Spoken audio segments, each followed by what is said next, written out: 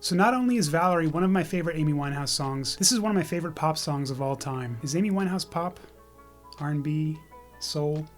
This is one of my favorite songs of all time. And not the original version, which is great, but the stripped down, slower version with no drums or horns, just guitar, shaker, vocals, and of course bass. Anyway, I did a cover of this version a few years back. If you want to check it out, there should be a link here, but I'll also put it in the description. There were a few comments asking for tabs or even a tutorial, and I figured this would be a good excuse to do an actual lesson. So let's get into it.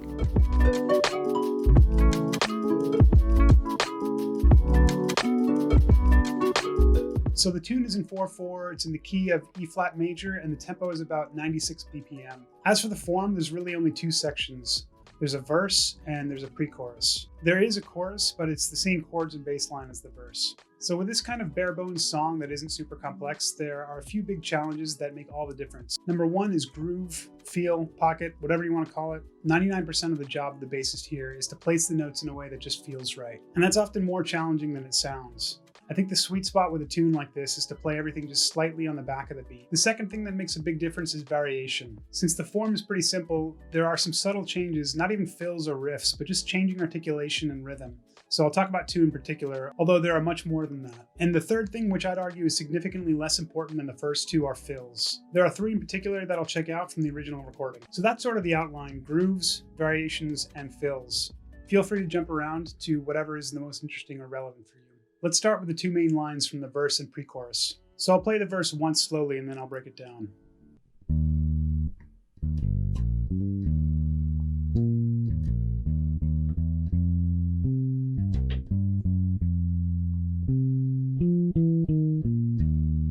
So we're starting in E flat on the 6th fret of the A string, and then we jump down to a G, 3rd fret on the E string.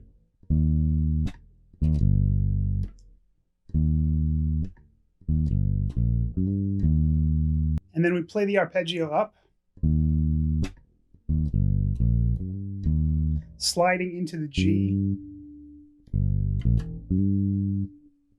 That's the 4th fret into the 5th fret on the D string with the first finger. Going back to E flat on the 6th fret of the A string with the second finger. That whole section.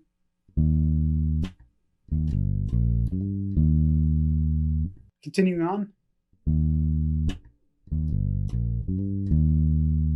up to E flat with the pinky, walk up, so walking up from E flat to F,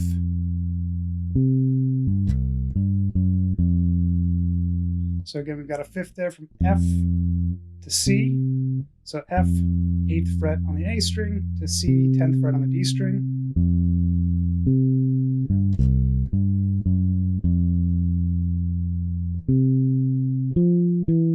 Walk down. So the whole thing again.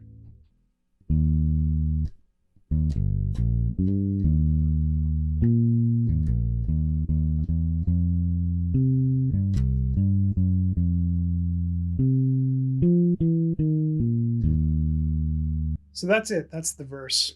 There are a few good ways to practice this. One thing that I like to do a lot with this pattern and with patterns in general is something that I call scaffolding, where you're filling in all of the space. So you can do that with 16th notes, you can do it with 8ths. I'll start with 16th notes.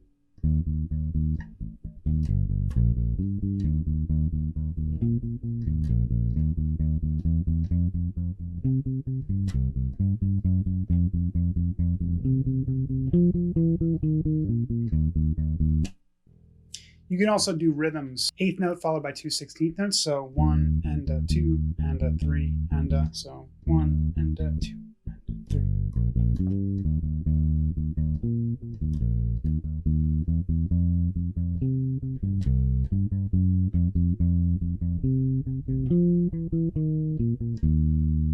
What this does is it really helps work on your time. It really solidifies the time, similar to scaffolding, where it goes up while you're working on the foundation of the song. And then once it's solid enough, you can take it away and then just play it as it is.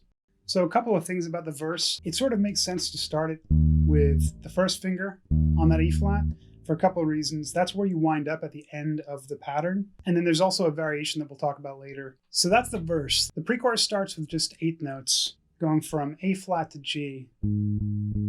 A flat, G, again, A flat, 6th fret, D string, G, 5th fret, D string, one more time, A flat,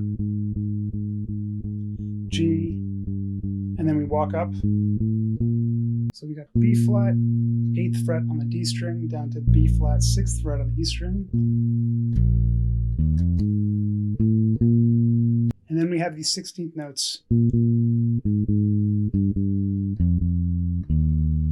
That's just going down from B flat, A flat, G, F, E flat. This is one of those simple rhythms that's actually quite difficult to play solidly. And it's something that scaffolding, again, helps with.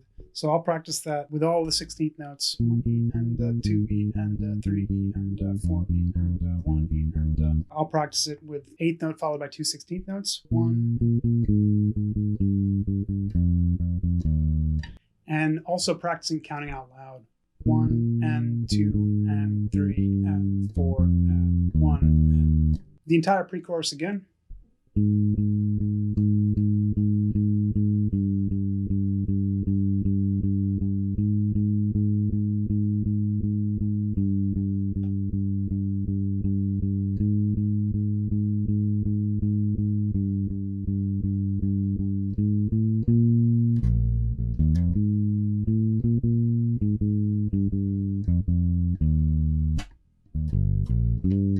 So that's it. That's the bass part. If you're just getting a hold of the tune for the first time, I suggest stopping here and really getting those 2 parts down. Again, they sound simple, but it's difficult to get them to the point where they just really feel good. It's all about spaced repetition and spending a few days with it to really internalize it to the point you don't have to think about it. If you've already done that, or if you're just curious, then let's move on and check out some of the variations that help give this song its character. So the first variation is something that I was hinting at earlier with the first verse. Instead of simply playing the E flat down to the G, you can go up to the 5th and slide down. So E flat, B flat, G. E flat, B flat, G. E flat on the 6th fret of the A string, up to the B flat on the 8th fret of the D string, slide down to G on the 3rd fret of the E string.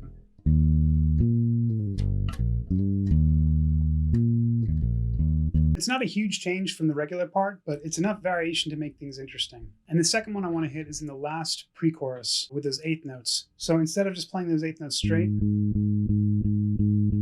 on the original recording, the last verse becomes a short long pattern.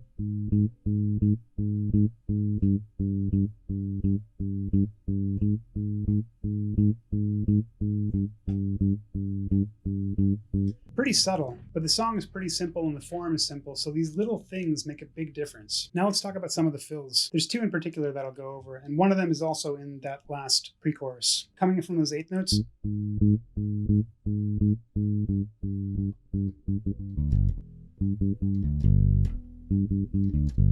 So in the last pre-chorus on those 8th notes I was just playing, the original bass part, there's a lick going down, 16th notes down.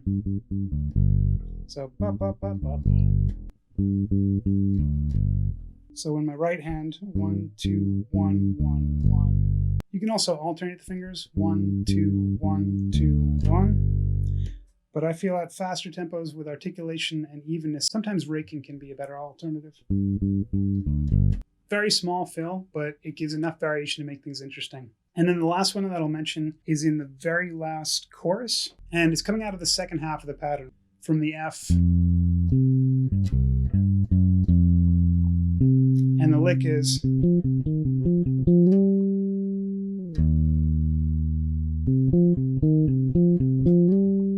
And what's cool about this is that it goes over the bar line. He doesn't hit the downbeat of the next measure. 1 2 3 4 1 2 3 4.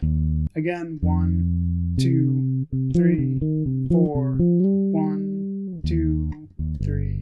That can be a really cool effect when you use it sparingly. Some sort of a fill that goes over the bar line and you don't emphasize the downbeat. You come back in on 2 Again, if you use it sparingly, it can create a really cool effect. If you use it too much, it can kind of be overkill. So that's pretty much it. The last thing I'd say is go slow and focus on one thing at a time. I know this is just one song, but there's a lot going on here. Try digging into just one thing until you really have it before moving on to the next. That may mean 20 minutes, that may mean an hour, that may mean a day or a week. Everyone goes at a different pace, so repeat it until you feel confident with it. That's plenty for now. Any questions, let me know in the comments. Don't forget to like and subscribe so I can keep bringing you more stuff like this. Cheers.